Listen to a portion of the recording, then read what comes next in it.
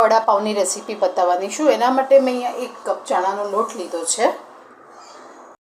પાઉં લીધો છે, ચણાનો લોટ મેં ચાળીને રાખ્યો છે, અંદર એડ કરી દઈશું। આની અંદર 1 ચમચી જેટલું પહેલાં મીઠું એડ કરીશું, 1 પિંચ જેટલી હિંગ, 1/4 ટીસ્પૂન હળદર, અને આમાં થોડું થોડું પાણી એડ કરીને આપણે આનું બેટર બનાવવાનું છે। બહુ થીક નહીં કરવાનું પહેલેથી, અને બહુ પાણી પણ વધારે નહીં નાખી દેવાનું, જરૂર પ્રમાણે પાણી એડ કરતા જવાનું અને બેટર બનાવતા જવાનું।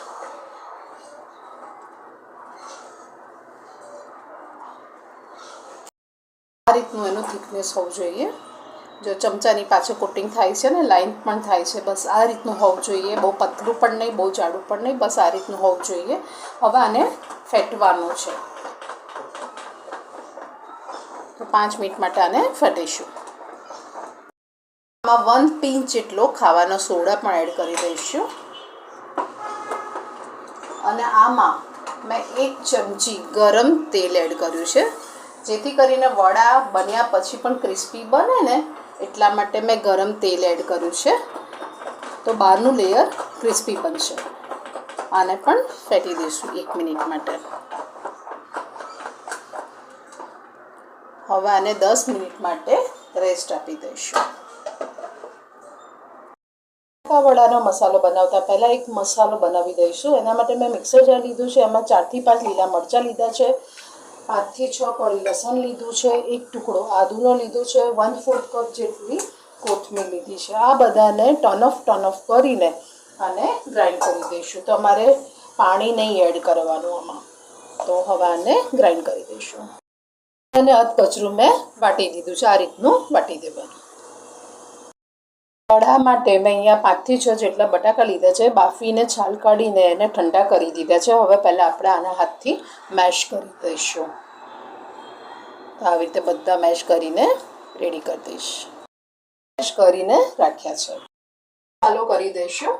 તો અહીંયા મેં પેન લીધું છે, ગેસ ચાલુ કરી દીધું છે। આની અંદર 1 થી 2 ચમચી જેટલું તેલ લઈ લઈશું। આમાં 1 ચમચી જેટલી રાઈ, 1 ચમચી જેટલું જીરું, આ બંનેને થવા દઈશું। થઈ ગયું છે, તો આમાં હું અડધી ચમચી જેટલી હિંગ અને આ મસાલો કરીને રાખ્યો છે એ અંદર એડ કરીશું।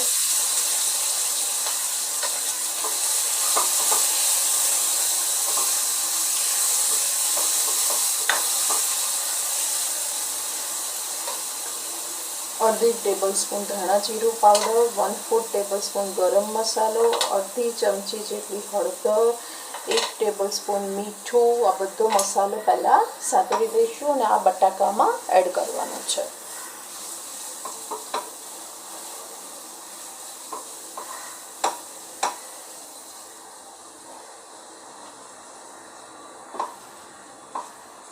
તમે લસણ ના ખાતા હોય તો તમારે સ્કીપ કરી દેવાનું। આ મસાલામાં મેં લસણ એડ કર્યું છે મસાલામાં, તો તમે ના ખાતા હોય તો તમે સ્કીપ કરી દેવાનો। આ મસાલો થઈ ગયો છે, તો હવે બટાકામાં એડ કરી દઈશું। મસાલો સાતળીને રાખ્યો તે બધો અંદર એડ કરી દેવાનો। આમાં 1 ચમચી જેટલું લીંબુનો રસ પણ એડ કરીશું, બહુ સરસ ટેસ્ટ આવશે। અને 1/4 કપ કોથમીર એડ કરી છે। આ બટાકા વડાનો મસાલો બનીને હવે રેડી છે। આ બધું વ્યવસ્થિત મિક્સ કરી દઈશું અને આના બોલ્સ બનાવી દઈશું। બધો મસાલો મિક્સ કરીને રેડી કરી દીધો છે। બટાકા વડાનો મસાલો બનાવીને રેડી કર્યો, તો હવે આમાંથી પણ બોલ્સ બનાવી દઈશું। તમારે કેટલી સાઇઝના બનાવવા છે એ પ્રમાણે બનાવીને હું રેડી કરી દઈશ। નાના મોટા તમારે જે સાઇઝના બનાવવાના હોય એ સાઇઝના બનાવી દેવાના। આટલા સાઇઝના હું બનાવવાની છું। વડાપાઉં માટે સૂકા લસણની ચટણી બનાવીશું। એના માટે અહીંયા મેં મિક્સર જે લીધું છે, એમાં 1/3 કપ મેં શેકેલી જે મોડી શીંગ આવે છે ને એ લીધી છે। લસણ લીધું છે, 5 થી 6 કળી છે, મેં એને શેકી કાઢ્યું હતું થોડુંક તેલ મૂકીને, એટલે લસણનો કાચો સ્વાદ જતો રહે। આમાં 3 ચમચી ભરીને ટોપરાનું છીણ લીધું છે, અડધી ચમચી જેટલું મીઠું અને 1.5 ટેબલસ્પૂન લાલ મરચું, કાશ્મીરી લાલ મરચું. હવે આને અધકચરું વાટી દઈશું. માટેની સૂકી લસણની ચટણી બનીને હવે રેડી છે. તો તમને મારી આ રેસીપી કેવી લાગી? જો સારી લાગી તો લાઈક કરજો, કોમેન્ટ કરજો અને સબસ્ક્રાઈબ કરજો. Thank you for watching. પાઉં માટેની કોથમીરની લીલી ચટણી બનાવીશું. એના માટે મેં એક જોડી કોથમીર લીધી છે, ડાળખા સાથે જ લઈ લઈશું. તો બધી મેં ધોઈને રાખી છે, અંદર એડ કરી દઈશું. ડાળખા સાથે જ એડ કરવાની, તો ટેસ્ટ ખૂબ જ સરસ આવશે. આમાં 4 થી 5 હું લીલા મરચાં એડ કરીશ. તમે તમારા ટેસ્ટ પ્રમાણે વધારે ઓછા કરી શકો છો.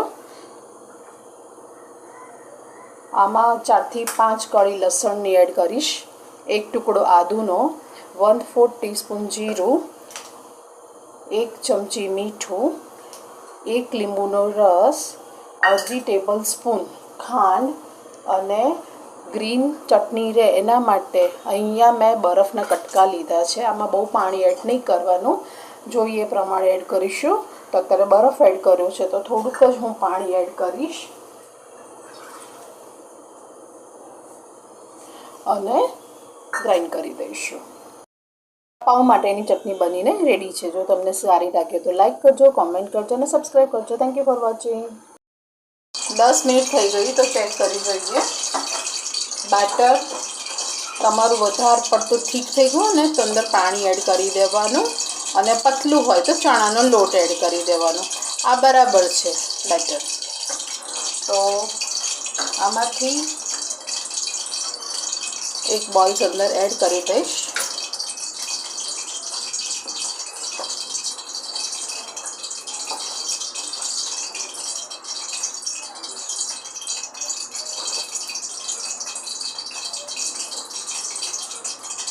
આ રીતે કરીશું અને હવે આને તળી લઈશું.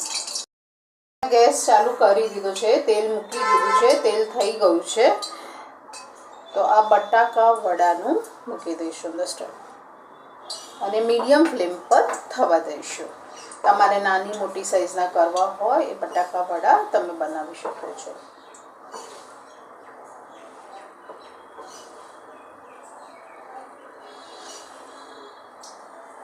હવે આને થવા દઈશ. પાઉંના વડા બનાવીને મેં રેડી કરી દીધા છે. હવે આપણે વડાપાઉં બનાવીશું. બનાવવા માટે મેં અહીંયા એક તવી લીધી છે, તમે કોઈ બી તવી લઈ શકો છો. એમાં થોડુંક પહેલાં તેલ એડ કરી દઈશું જેથી કરીને બટર બળે નહીં. અહીંયા 1 થી 2 ચમચી જેટલું બટર લીધું છે. બટર મેલ્ટ થાય ત્યાં સુધી થવા દઈશું.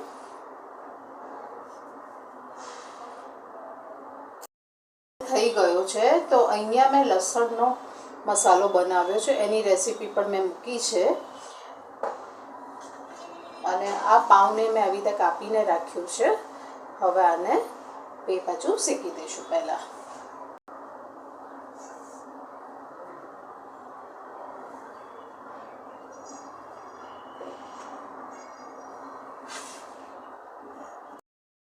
કરી દીધું છે. મેં આમાં ગ્રીન ચટણીનો પણ વિડીયો મૂક્યો છે, થોડીક આપણે ગ્રીન ચટણી પણ એડ કરીશું અને આ જે વડું બનાવીને રાખ્યું છે એ મૂકી દઈશું અને આને દબાવી દઈશું.